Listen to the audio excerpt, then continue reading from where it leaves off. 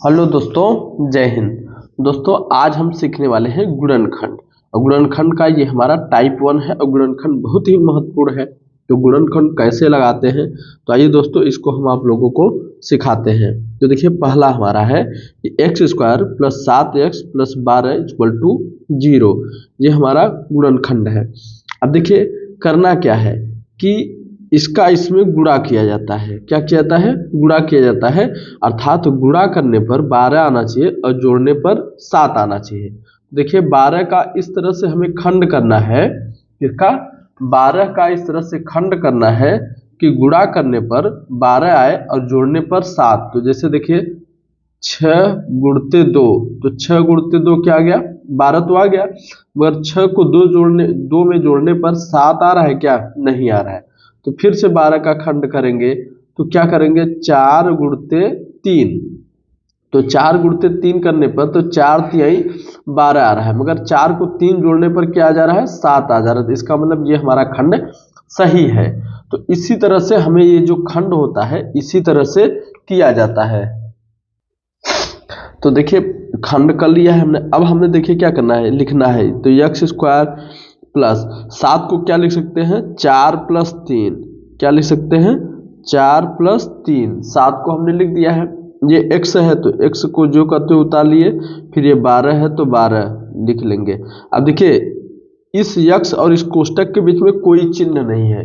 जब कोई चिन्ह नहीं है तो जान लीजिए किसका चिन्ह है? गुणा का। तो हम x का अंदर गुणा करेंगे। तो पहले एक्स स्क्वायर लिख लिए हैं, फिर प्लस x का 4 में गुणा करिए तो 4x प्लस 3 का x में गुणा करिए तो 3x और प्लस 12। ठीक, यहाँ पर इक्वल टू 0 है तो इक्वल टू 0 आप लिखते चलेंगे। अब देखिए इसमें और इसमें, इन दो पदों में और इन दो पदों में, मतलब कुल कितने पद हो गए? 1 2 3 और 4 पद हो गए। तो इन 4 पदों में हमें क्या कर लेना है? कामन लेना है। तो पहले 2 पदों में अलग कामन लेंगे, फिर 2 पदों में अलग कामन लेंगे। ठीक है, क्योंकि जो कामन लिया जाता है वो 2 पद या फिर 3 पद इस तरह से अलग अलग लिया जाता है। अब इसमें और इसमें देखिए क्या कामन है। तो इसमें देखिए आप यहाँ पर लिख सकते हैं कि एक्स स्क्वायर को लिख सकते हैं x गुणते x, और 4x को लिख सकते हैं 4 गुणते x। अब देखिए दोनों में क्या कॉमन मिल रहा है? तो दोनों में देखिए इधर ये हमारा x कॉमन मिल रहा है ना। तो इसी तरह से हमें कॉमन ले लेना है। तो हम देखिए यहाँ पर x कॉमन लिए तो क्या बचा हमारा? अब देखिए जब ये एक्स स्क्वायर था, x गुणते x लिखे हैं, एक x कॉमन लिए है तो क्या बचा है? एक x बचा हुआ है। और इसी तरह से 4 गुणते x में जब हमने x कॉमन ले लिया है तो क्या बचा है? 4 बचा हुआ है। तो यहाँ पर हम देखिए x लिख लिए क्योंकि इसमें x बचा था। फिर अब इसमें क्या बचा था? 4 बचा था, तो 4 को कॉमन हमने ले लिया है। अब देखिए आप कि ये 3x है तो 3x को हम लिख सकते हैं, 3x को लिख सकते हैं 3 गुणते x। ठीक, अब फिर 12 को लिख सकते हैं, 12 को क्या लिख सकते हैं? 12 को लिख सकते हैं 3 गुणते 4, यही लिख सकते हैं ना। अब देखिए क्या कॉमन इसमें मिल रहा है। तो इसमें आप देखेंगे कि क्या कॉमन मिल रहा है? 3 कॉमन मिल रहा है। 3 दोनों में हमें मिल रहा है। तो 3x में से जब 3 कॉमन ले लेंगे तो x बचेगा, और 12 में जब 3 कॉमन ले लेंगे तो क्या बचेगा? 4 बचेगा।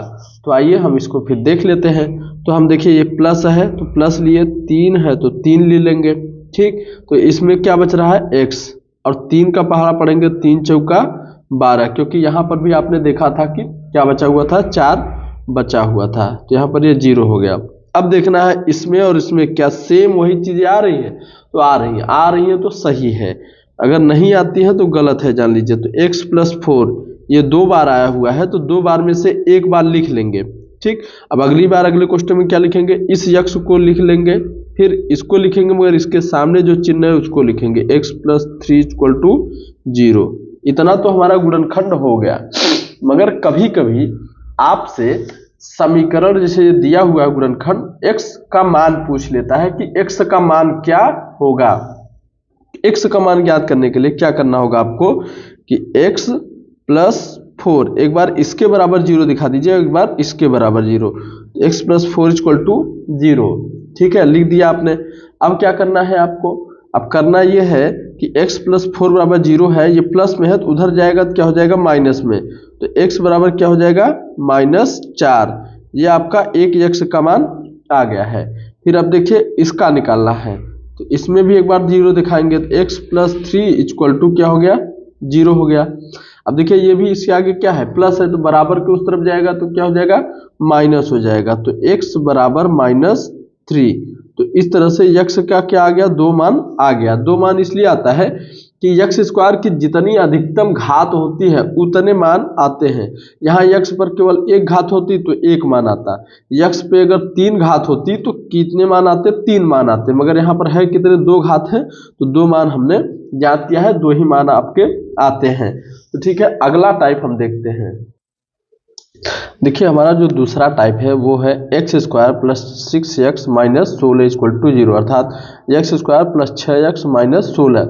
अभी क्या था, यहाँ पर क्या था, प्लस था, अब यहाँ पर क्या है, माइनस है। तो ये हमारा टाइप नंबर क्या है, 2 है, मतलब ये दूसरे टाइप का हमारा सवाल है। तो इसमें क्या करना है कि यहाँ पर जो संख्या दी होती है तो इसका मतलब है कि गुणा करने पर कितना आना चाहिए, 16 आना चाहिए। कितना, 16। क्या करने पर, गुणा करने पर 16 आना चाहिए और घटाने पर 6 आना चाहिए।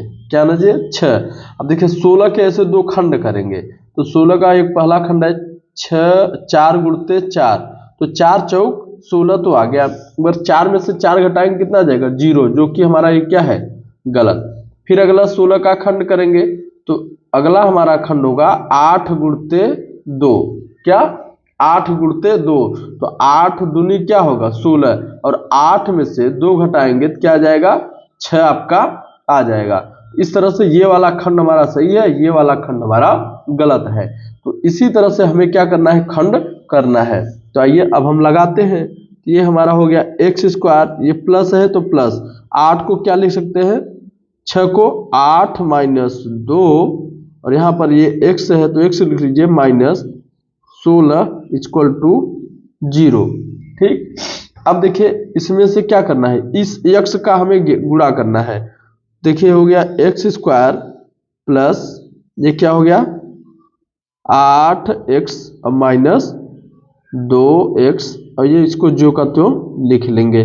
ठीक, जो हमें परिवर्तन करना होता है गुणनखंड में, उसका मध्य पद में ही क्या करना होता है, परिवर्तन करना होता है, उसी का हमें खंड करना होता है। उसी को, खंड का मतलब होता है भाग अर्थात तोड़ना।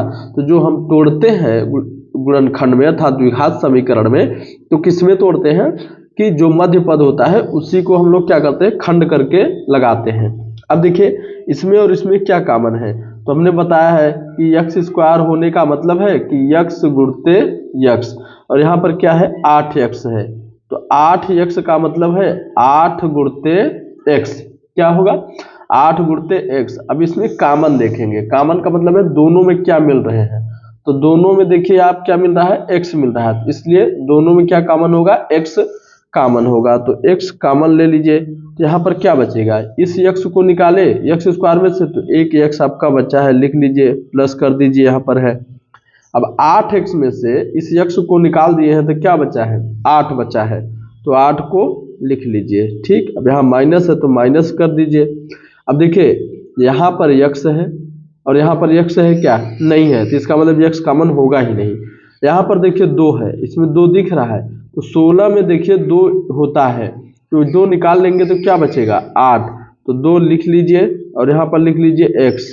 ठीक, और एक बहुत बड़ा परिवर्तन करना होता है, यहाँ अगर यदि आगे माइनस लिख लिए हैं तो यहाँ पर जो चिन्ह होगा वो बदल जाएगा। यदि माइनस है तो वो प्लस हो जाएगा, प्लस है तो वो माइनस हो जाएगा। इस चीज़ को आप लोग एकदम ध्यान से सुन लीजिएगा, ध्यान से एकदम कर लीजिएगा। अब देखिए क्या करना है, यहाँ पर हमने माइनस तो कॉमन ले लिया, जब प्लस हो जाएगा। अब 2 के पहाड़ा में 16 आता है, तो 2 अट्ठे 16, 8 लिख देंगे। ठीक, अब हम क्या करेंगे, देखेंगे कि क्या दोनों कोष्टक में हमारा सेम आया है। तो आपने देखा कि दोनों कोष्टक में हमारा सेम आया हुआ है, तो सेम आया हुआ है तो 2 बार है, 1 बार लिख लेंगे, x प्लस 8, ये हो गया। फिर अब इसको लिखेंगे कोष्टक में x, और इसको लिखेंगे और इसके आगे जो चिन्ह है उसको भी लिख लेंगे। ठीक, ये हमारा क्या हो गया, आ गया। ये तो हमारा गुणनखंड हो गया। मगर जब कभी भी आपसे x का मान पूछेगा तो क्या करेंगे, तो x का मान करने के लिए इसका मतलब इस पहले वाले कोष्टक के बराबर 0 दिखाएंगे, फिर इस दूसरे वाले कोष्टक के बराबर 0 दिखाएंगे। x plus 8 equal to 0, X plus 8 equal to 0, ये प्लस है तो उधर जाएगा माइनस, x बराबर -8। देखिए ये एक आंसर आपका हो गया। अब दूसरा x माइनस 2 बराबर भी क्या होगा, 0 दिखाएंगे।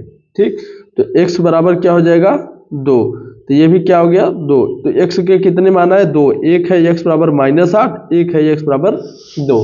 तो इस तरह से दो टाइप का हमने गुणनखंड आपको बताया है और उसमें x का मान भी निकालना हमने आपको बता दिया है। तो आप गुणनखंड जब कभी भी निकालिए इसी तरह से निकालिएगा, बहुत ही आसानी से और बहुत ही बेहतर तरीके से आप निकाल पाएंगे। तो मिलते हैं अगले वीडियो में, और चैनल पर नए हो तो दोस्तों चैनल को सब्सक्राइब जरूर कर लीजिए, और वीडियो अच्छा लगा हो तो वीडियो को लाइक कर दीजिए।